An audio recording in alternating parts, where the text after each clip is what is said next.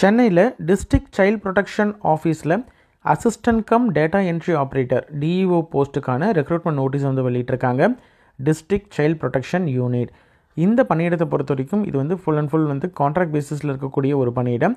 Assistant cum data entry operator DEO post minimum 12ஆம் வகுப்பு pass பண்ணியிருக்கணும். சரிங்களா?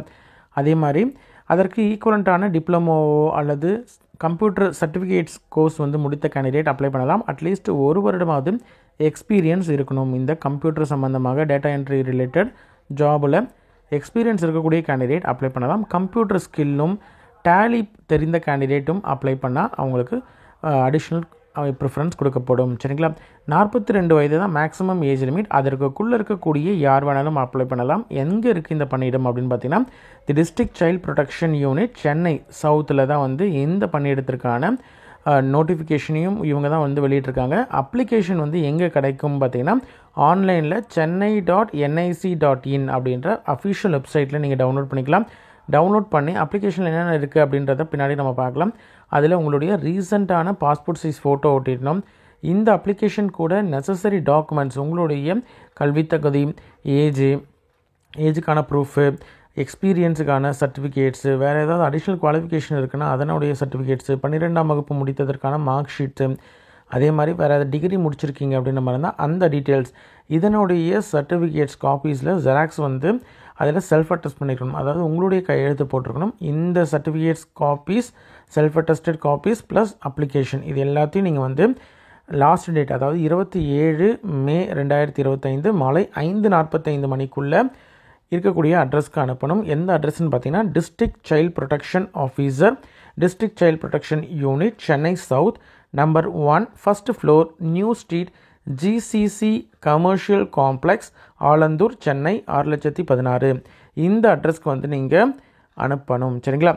குவாலிஃபிகேஷன் நீங்கள் வந்து ஃபுல்ஃபில் ஆகுறீங்களா, சர்டிஃபிகேட்ஸ் வந்து கரெக்டாக ப்ராப்பராக அனுப்புகிறீங்களா, அதெல்லாம் பொறுத்து உங்களுக்கு வந்து மீட் பண்ணுறீங்க அப்படின்ற மாதிரி இருந்தால் உங்களுக்கு வந்து மெரிட் பேஸ் பண்ணியும் உங்களுடைய எக்ஸ்பீரியன்ஸ் பேஸ் பண்ணியும் வந்து யார் எலிஜிபிள் அப்படின்ற கேண்டிடேட்ஸ்க்கு இன்டர்வியூ இருக்கும் அல்லது டைரெக்டாக வந்து செலெக்ஷன் ஆர்டர் வரும். இது மட்டும் இல்லாமல் போலீஸ் வெரிஃபிகேஷன் சர்டிஃபிகேட்ஸும் வந்து செலக்ட் ஆகக்கூடிய கேண்டிடேட்ஸ் வந்து சப்மிட் பண்ணுற மாதிரி இருக்கும். இந்த ப்ரொசீஜர், அதற்கான ஃபார்மட்ஸ் இதெல்லாம் வந்து செலக்ட் ஆகக்கூடிய கேண்டிடேட்ஸுக்கு இன்ஃபர்மேஷன் அண்ட் இன்டிமேஷன் வரும். சரிங்களா? இதற்கான அப்ளிகேஷனில் என்னென்ன கேட்டிருக்காங்க அப்படின்றத பார்க்கலாம். இதுதான் வந்து அப்ளிகேஷன் ஃபார்மேட்டு. அதாவது post of assistant cum data entry operator DEO போஸ்ட்டுக்கு அப்ளை பண்ணக்கூடிய கேண்டிடேட் இந்த அப்ளிகேஷன் ஃபார்மேட்டை chennai.nic.in வெப்சைட்டில் டவுன்லோட் பண்ணிக்கலாம். டேரெக்டாக டவுன்லோட் பண்ணிவிட்டு இதை ஃபில் பண்ணணும். சரிங்களா? இதில் என்னென்ன கேட்டிருக்காங்க அப்படின்றத ஒன் பை ஒன் பார்க்கலாம். சென்னை ரெசிடென்ட் மட்டும்தான் அப்ளை பண்ண முடியும். சரிங்களா? சென்னையை சேர்ந்த கேண்டிடேட்ஸ் மட்டும்தான் அப்ளை பண்ண முடியும். இதற்கான ப்ரூஃப், அதாவது ஆதார் கார்டோ, நேட்டிவிட்டி சர்டிஃபிகேட், இல்லை ரெசிடென்சி சர்டிஃபிகேட் வச்சுருந்தீங்கன்னா அது போதுமானது. நீங்கள் சென்னையில் தான் இருக்கிறீங்க அப்படின்றதுக்கான அட்ரஸ் ப்ரூஃப் வந்து கண்டிப்பாக வந்து இதற்கூட இணைக்கணும். அப்ளிகேஷன் கூட உங்களுடைய லேட்டஸ்ட்டு பாஸ்போர்ட் சைஸ் ஃபோட்டோ வந்து ஒட்டிக்கோங்க. உங்களுடைய பெயரை வந்து கேபிட்டல் லெட்டரில் எழுதிடணும். உங்களுடைய ஃபாதர் அல்லது ஸ்பௌஸ், கணவர் அல்லது மனைவியுடைய பெயர் வந்து மென்ஷன் பண்ணிக்கலாம். டேட் ஆஃப் பர்த்தை வந்து நீங்கள் இதில் மென்ஷன் பண்ணிக்கோங்க. ஜெண்டர், உங்களுடைய பாலினம், உங்களுடைய வயது 1/4/2025 அன்னைக்கு உங்களுடைய வயது என்ன, மேரிட்டல் ஸ்டேட்டஸ், மேரிடா சிங்கிளா அப்படின்னு சொல்லிட்டு அதை மென்ஷன் பண்ணணும். அன்மேரிடா அப்படின்றத மென்ஷன் பண்ணணும். உங்களுடைய கம்யூனிகேஷன் அட்ரஸ், இதை வந்து கண்டிப்பாக கேபிட்டல் லெட்டரில் தான் உங்களுடைய address, full address, door number, street name, அதே மாதிரி உங்களுடைய டிஸ்ட்ரிக்கு என்ன, வில்லேஜ் நேமு, போஸ்ட்டு, இந்த மாதிரி ஃபுல் டீட்டெயில்ஸும் நீங்கள் வந்து மென்ஷன் பண்ணணும் வித் பின்கோடோட. அதே மாதிரி உங்களுடைய மொபைல் நம்பர், இமெயில் ஐடி, இது எல்லாமே கண்டிப்பாக மென்ஷன் பண்ணணும். ஏன்னா எந்த ஒரு தகவலாக இருந்தாலும் உங்களுக்கு இமெயில் மூலயமாகவோ அல்லது ஃபோன் மூலயமாகவோ தான் தெரியப்படுத்துவாங்க. அதனால் கண்டிப்பாக கரெக்டானதை மென்ஷன் பண்ணுங்கள். உங்களுடைய கல்வி தகுதி, அடிஷ்னல் குவாலிஃபிகேஷன் இருந்ததுன்னா அந்த டீட்டெயில்ஸு, பிடபிள்யூடி கேண்டிடேட் அப்படின்ற மாதிரி இருந்தால் அந்த டீட்டெயில்ஸும் நீங்கள் வந்து மென்ஷன் பண்ணணும்.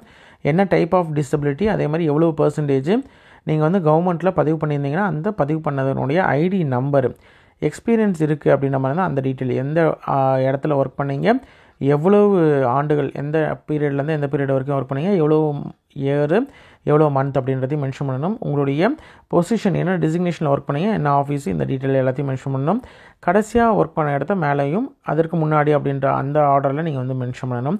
இதற்கான எக்ஸ்பீரியன்ஸ் சர்டிஃபிகேட் வந்து மென்ஷன் பண்ணணும். கவர்மெண்ட்லேயோ அல்லது இப்போ கரண்ட்டாக ஒர்க் பண்ணிகிட்ருக்கீங்க அப்படின்ற மாதிரி தான் அங்கே ஒர்க் பண்ணுற இடத்துல நோ அப்ஜெக்ஷன் சர்டிஃபிகேட் வந்து வாங்கி வச்சுருக்கணும். அதை இணைக்கணும் அப்ளிகேஷன் கூட. கம்ப்யூட்டர் நாலேஜ் இருக்குது அப்படின்ற மாதிரி இருந்தால் அதற்கான என்னென்ன கோர்சஸ் வச்சுருக்கீங்க, என்னென்ன முடிச்சிருக்கீங்க அப்படின்ற டீட்டெயில்ஸ் வந்து மென்ஷன் பண்ணணும். கடைசியாக உங்களுடைய பேரை இங்கே மென்ஷன் பண்ணிவிட்டு கீழே வந்து சைன் பண்ணி டேட் போட்டு அனுப்பணும். சரிங்களா? நீங்கள் லாஸ்ட் டேட் அதாவது 27 மே 2025க்குள்ளே உங்களுடைய அப்ளிகேஷன் வந்து ரீச் ஆகிற மாதிரி பார்த்துக்கோங்க. எலிஜிபிள் கேண்டிடேட்ஸ் அப்ளை பண்ணுங்கள். உங்களோட ஃப்ரெண்ட்ஸ் சர்க்கிளில் யாராவது இந்த பணியிடத்திற்கு எலிஜிபிள் அப்படின்னு நினச்சிங்கன்னா அவங்களுக்கு இந்த வீடியோவை ஷேர் பண்ணுங்கள். நன்றி.